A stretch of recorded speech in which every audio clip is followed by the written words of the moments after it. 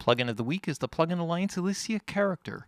The Elysia character plugin is an emulation of an actual hardware piece. The hardware piece is a discrete Class A stereo saturator that offers mastering grade saturation capabilities. So you'll see in some of the examples here how that can be implemented. I'm going to show it here in a mixed situation, but it primarily comes in two different components. One component is the Elysium mix, and what that does is it offers either mono or a linked stereo in a simpler platform or layout. And then down at the bottom here, you'll see the mastering version or master version.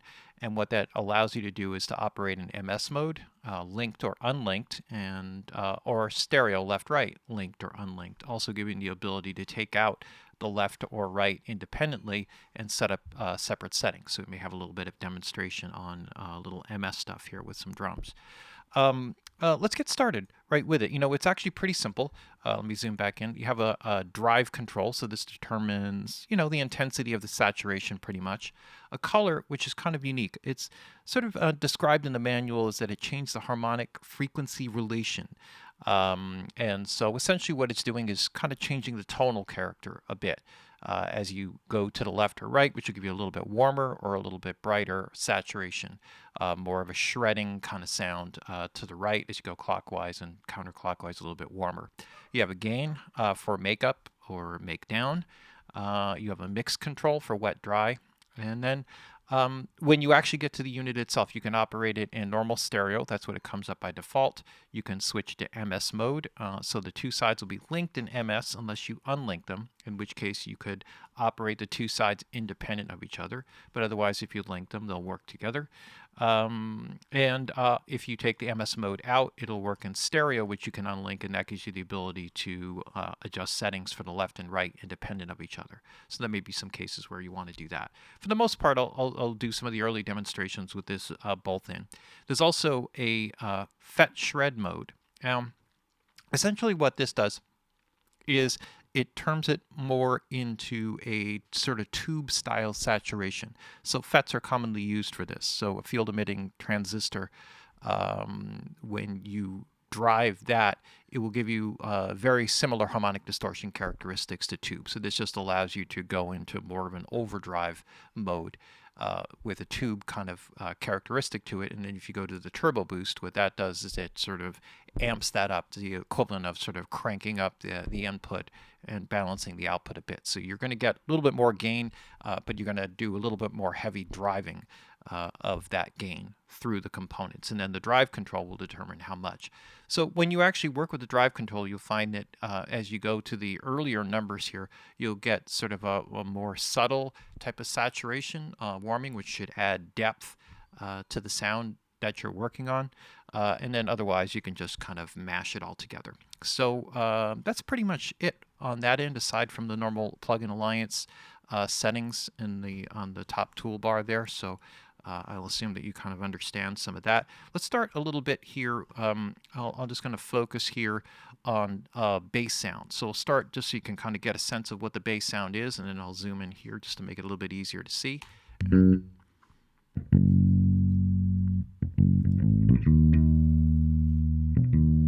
So I'll just zero out the gain here. So this is with 100% wet.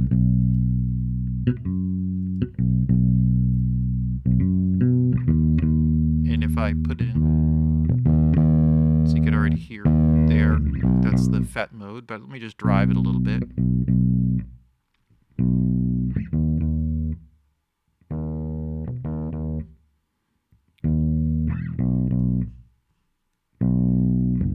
Make up for a little bit of the lost gain here.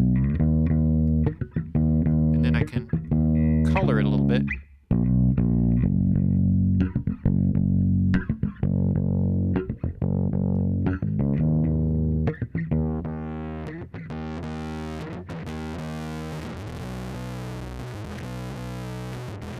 So you can see how I can, even in the normal drive mode, if I go to a shred mode, you'll get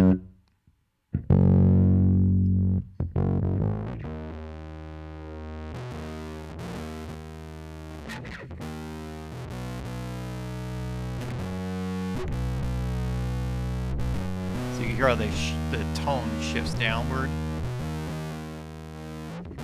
or thins out.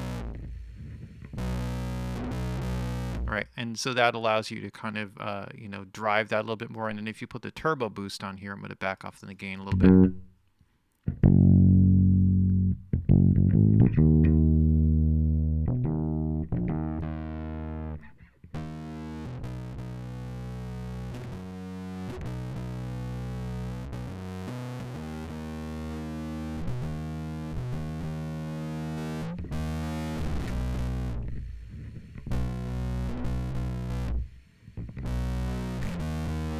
So I think you get a basic idea of a little bit of the sweep of parameters here. So let me do something a little bit more musical here, and then just kind of take this without the fret shred here.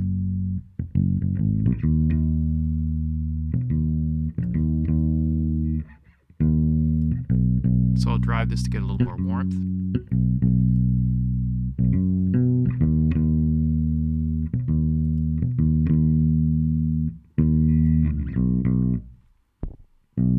So what that does is it adds like a little bit of character. These types of things especially work well on low frequency sounds, because the lower frequencies are harder for your ear to recognize and thus harder to localize. And when you start to add a bit of harmonic distortion over the top of that, it's kind of like you're seeing or able to grab onto that movement, which is at a higher frequency, but it's sort of modulated, right? It's following the wave of the longer waveform, which makes it more recognizable. And that's part of what makes can make a bass sound and a little bit of saturation in that way kind of make it so that you can hear it.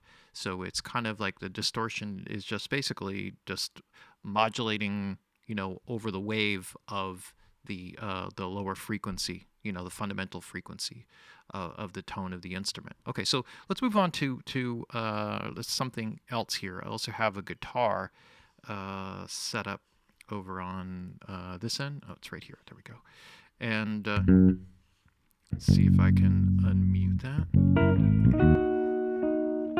And you could do a similar type of thing here with the guitar, just to give you an idea.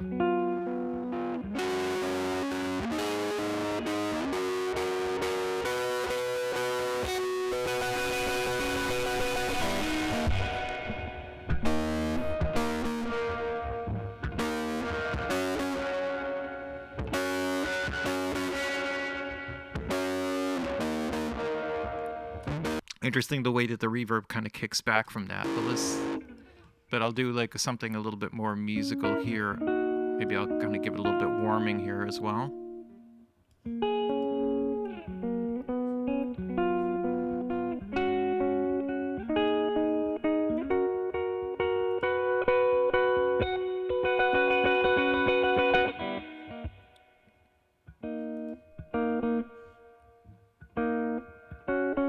But I could also take this and then just drive it.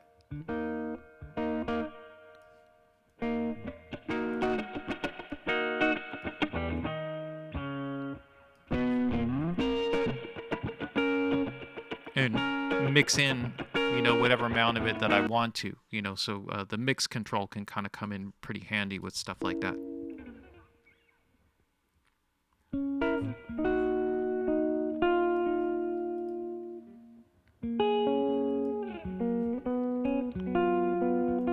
So just mix that in with the bass.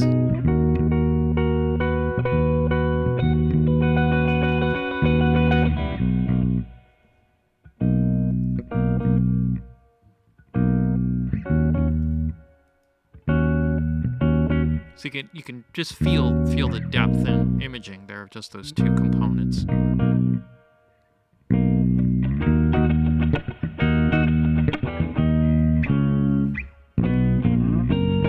Okay, all right. So just like a quick one there. Let's move on to the drums and working a little bit with a more of a stereo kind of shredding here.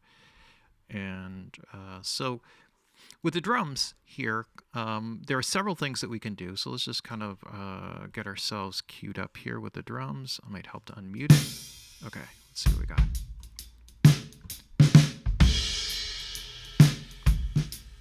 So this is just in normal mode, stereo link, just the basic drive.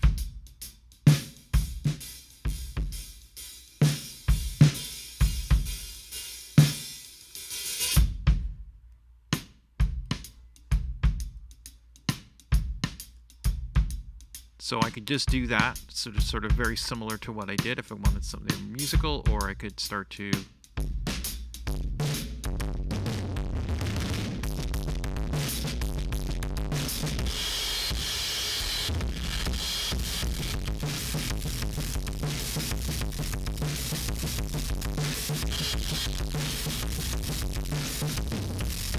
and then I could shift the color. So you could really mangle something.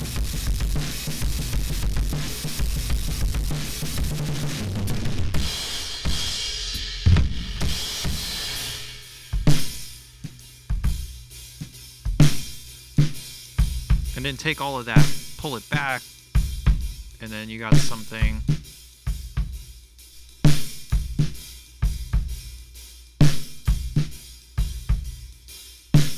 that you can mix in just to give a little bit of edge.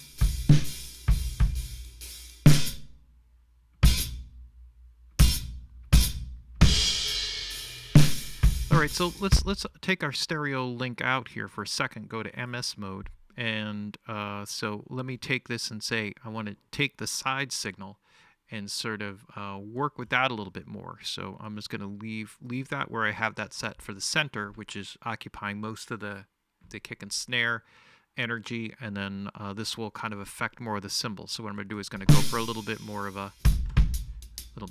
air.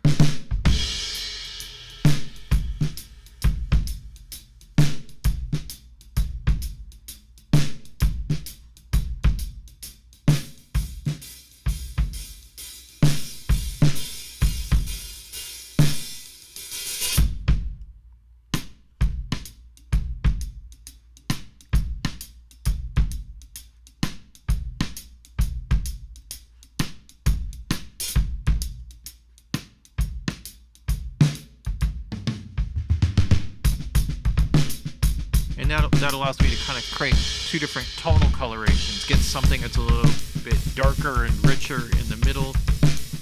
Get something that's a little bit airier and edgier on the top end.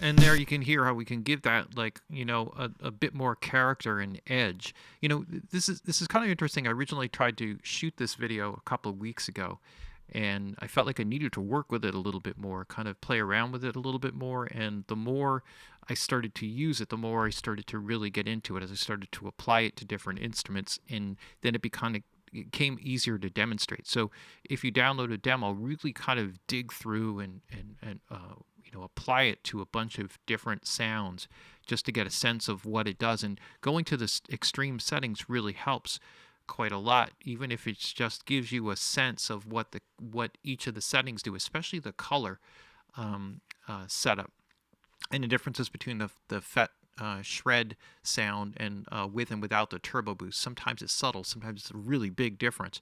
And then of course the mid-side work also gives you extended flexibility that you don't really find with distortion plugins, you know, or most plugins. I think that's really where Plugin Alliance really soars above the best, is with their MS work. Let's hear a little bit of these three guys together here.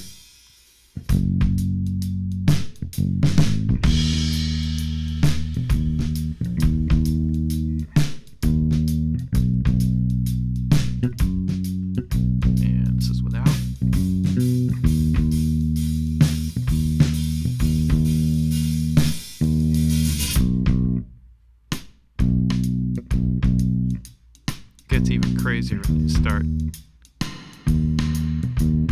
adding in some of the effects. I have muted down some of the effects here.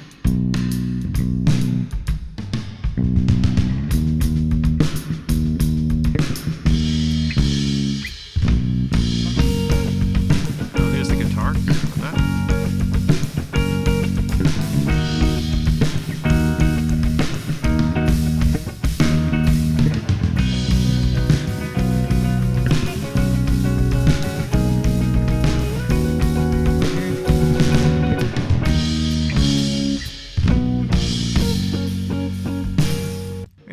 get the basic idea of it. It adds like a nice depth to the individual instruments, even when used in a very subtle way. And that's where you're starting to drive towards some of the mastering grade stuff.